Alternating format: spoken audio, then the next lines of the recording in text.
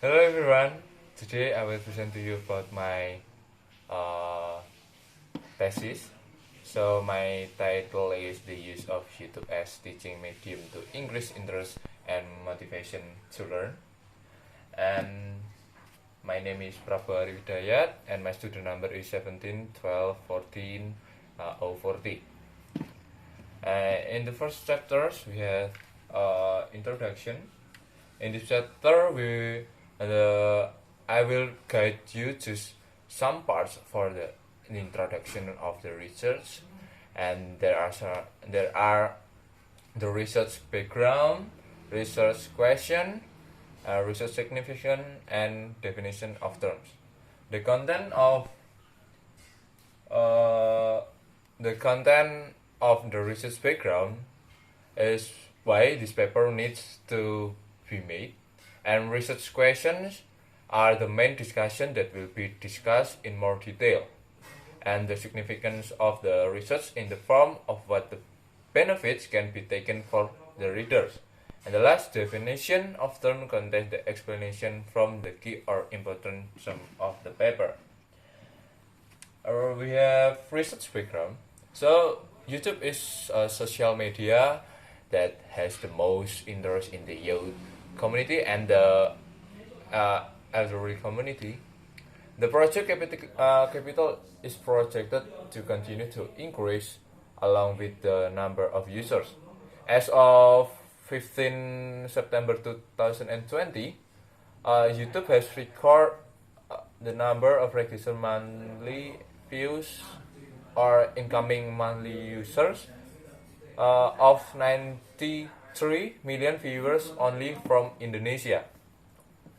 The widespread use of English learning videos nowadays reveal the technology has been integrated in English language realm. The use of video can facilitate the students in more interesting learning activities because they can get different learning experience when it can be implemented by teachers effectively. And Hammer in 2006 states that video can give essential language in use, improve their cross-cultural understanding, develop their creativity, and increase their motivating in learning. However, in this advanced technology era, the teacher has to face some challenge in utilizing the video in the classrooms. Moreover, currently experiencing a global pandemic and students are required to study at home. So for me, it's very useful, and the learning through video is needed, and the spread of learning can be throughout the world. And the first challenge that the first challenge that the teacher have to face relates to their capability in deploying video in classroom and utilizing other technology devices. Computers, laptop, projectors, earphones, and some other programs or tools are commonly found in EFL classrooms. The teachers have to be the one who knows very well how to use the device and to facilitate the students during the teaching and learning process.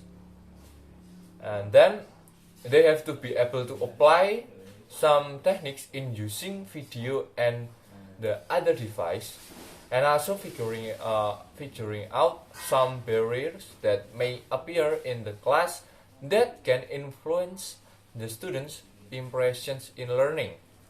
On the other hand, a group of students in a class is very excited. They find out from the teachers that they will give a new lesson using video. Then after a few minutes of waiting for the video to be played, the students' mood gradually decrease because they look bored and tired of waiting for the video because the teacher had technical problem. And the teacher didn't know how to handle it. Here the teacher must be able to build students' interest in learning because of technical constraints in using video. Of course, this is not expected by every teacher when using any devices. So, teachers must enrich themselves with several techniques to find out some of the problems that may arise. Such conditions must be anticipated by the teacher because it will affect the teaching and learning process. Overall, the teachers should enrich themselves with a good understanding of the application of technology in EFL classrooms. And then we have another challenge in utilizing video in EFL. Classes is the teacher's ability to select appropriate video that can effectively support students in developing their communicative competence. In fact, many English videos are being produced today, but which can be accessed or downloaded easily on the internet. Videos must be selected based on several criteria, such as student learning topics that refer the school syllabus, and also the level of students' English proficiency. In short, teachers must be able to provide video that suit the needs of students. In addition, teachers must have rich techniques in teaching using video. This means that video must be present in a variety of interesting and meaningful ways.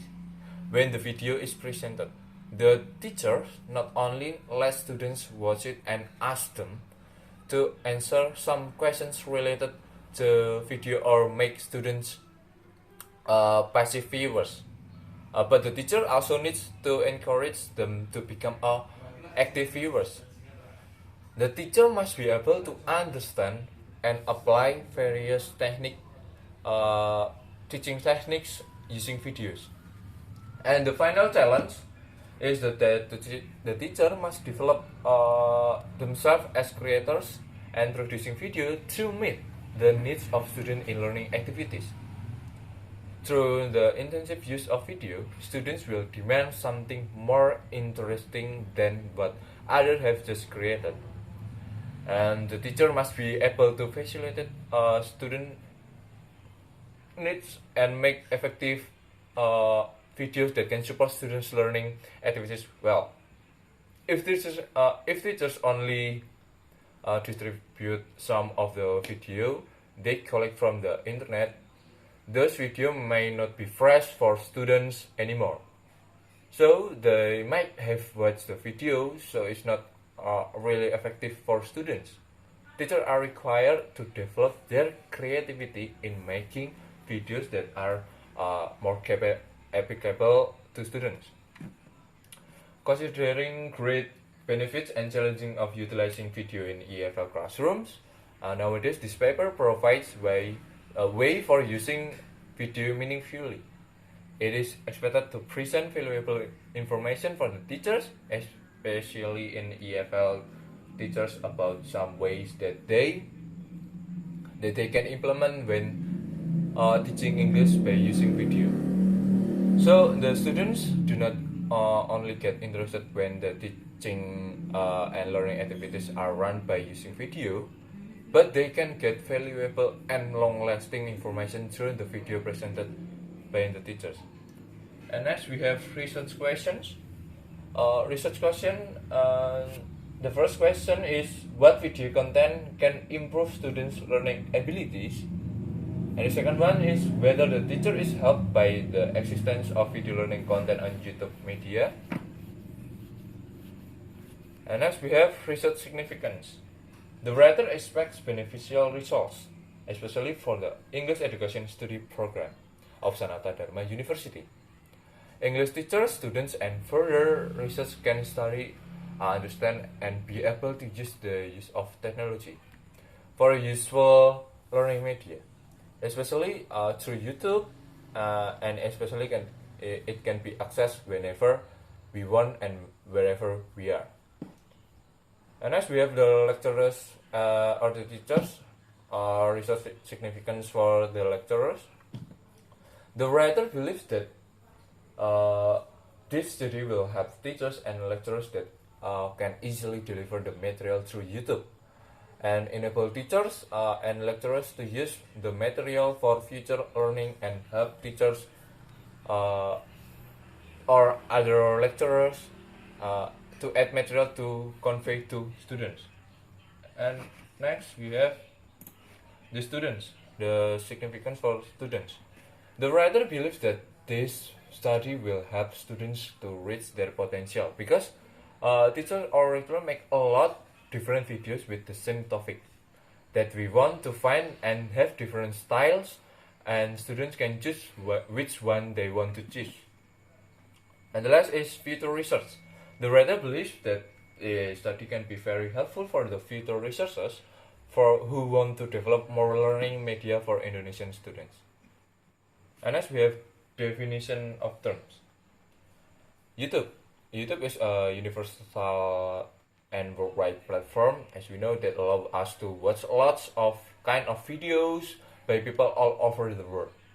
YouTube official on their official website state that their mission is to give everyone a voice and show them the world.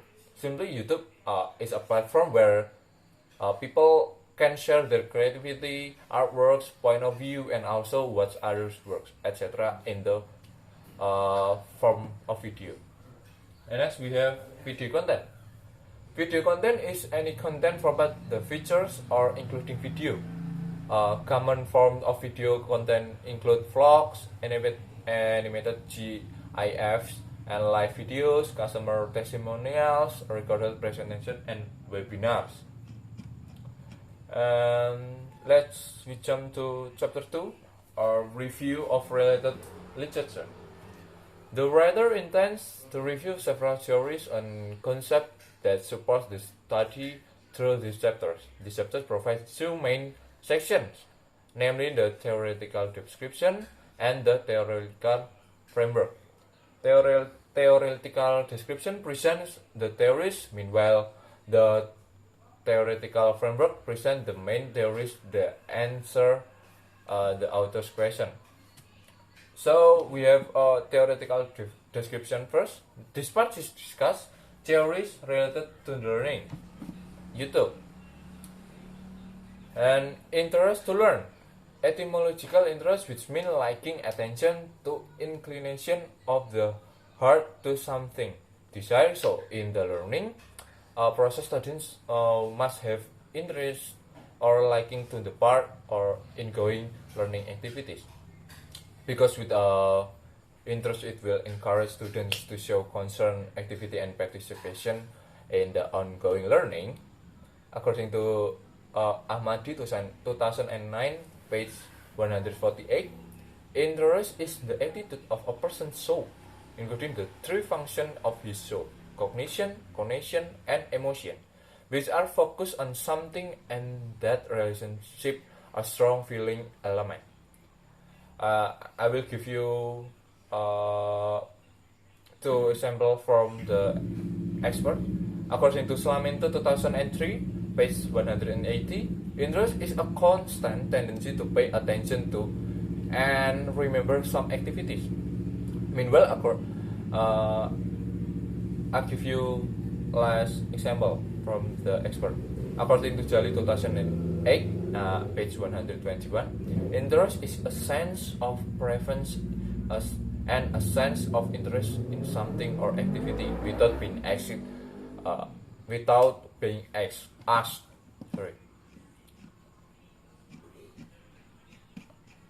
And then, according to Slameto 2010, page 180, several indicators of interest in learning are pleasure, interest, acceptance, and students' involvement. From some of definitions put forward regarding the indicators of interest in learning mentioned above, the study used indicators of interest, namely, the first one we have a feelings of pleasure. If a student have a feelings of pleasure about a particular subject, there will be no feeling of compulsion to learn. Example, namely, happy to follow lessons, a feeling of freedom and being present at lessons. And then B, we have involvement. A person's interest in an object which result in the person being happy and interested in doing or working on the activity of the object. For example, activity in discussion, actively asking questions, and actively answering questions from the teacher. And then we have interest relates to the motivation of students towards being attracted to object people. Activities are biased in the form of affective experience stimulated by the activity itself. Example, enthusiastic in following lessons, not delaying assignments from the teachers. And the last we have attention. Interest and attention are two things that are considered the same in daily in daily use.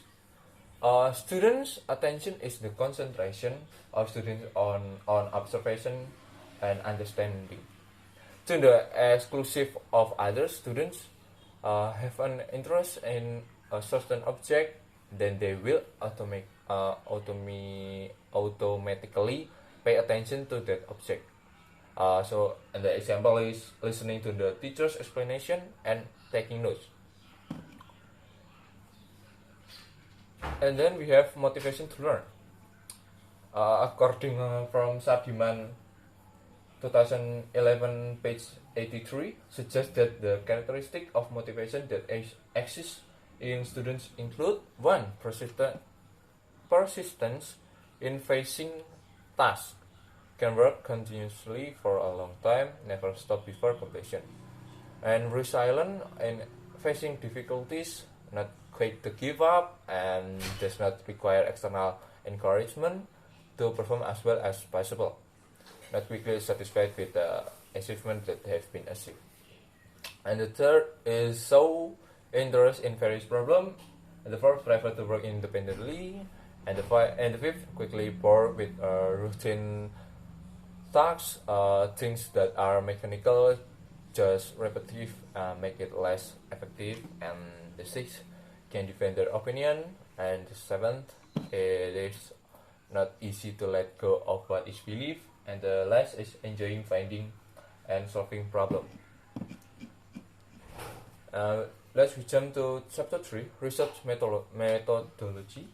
This chapter presents the description of research design, data source, technique, and collecting data. Research method.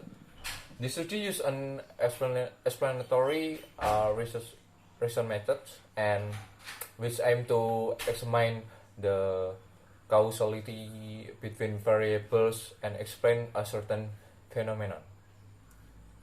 The research approach uses descriptive and verification research types. Descriptive research describes or depicts an actual data and existing phenomena. The purpose of this descriptive study is to make descriptions of painting systematically, actual, and accurately regarding the facts, characteristics, and relationship between the phenomena being investigated.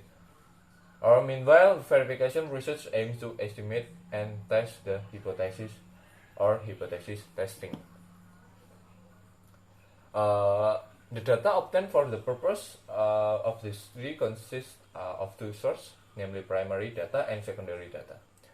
Primary data is the data obtained directly from the object under study, which can be in the form of response, suggestions, criticism, statement, and assessment from consumers as respondents. Explanation and direct observation on the use of YouTube to increase students' interest in learning. Meanwhile, secondary data is supporting data obtained from scientific books, scientific magazines, and other literature or other reading sources that are considered relevant to the research topic.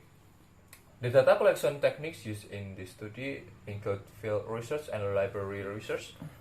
Field research are namely collecting data in the form of facts or other symptoms in the field, including interviews, questionnaires, and observations. Interviews, questionnaires,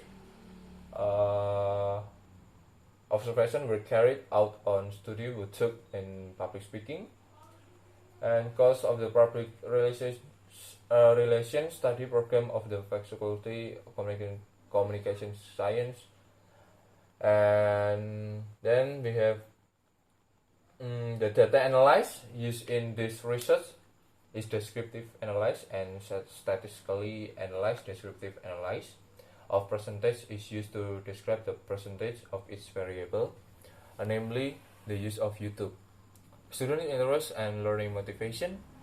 Statistically analysis was carried out through verificative testing to calculate whether there was any influence from the use of YouTube in increasing students' interest and motivation. Statistical analysis was performed by first testing and the validity in the reliability, and statistical analysis consists of simple linear regression testing, simple correlation analysis, determination coefficient, and analysis and hypothesis testing. Okay. Oh no, I'm sorry. And then we have research testing. The research conduct the study in SMK Pangudi Luhur Muntilan. And the research participant or subject, the research was conducted on 5 research students. The 5 of them are vocational high school students. The participants are English learners at SMK Pangudi Luhur Muntilan. The data collection process takes the place at SMK Pangudi Luhur Muntilan and online via WhatsApp or Google Classrooms. Instruments and data gathering technique in this research. The research used the 3 types of instruments and data gathering techniques.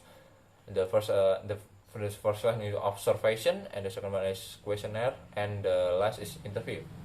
And data analysis technique. This study used an explanatory research method which aim to examine the causality between variables and explain a certain phenomenon. Okay, I think it's enough for me. Thank you.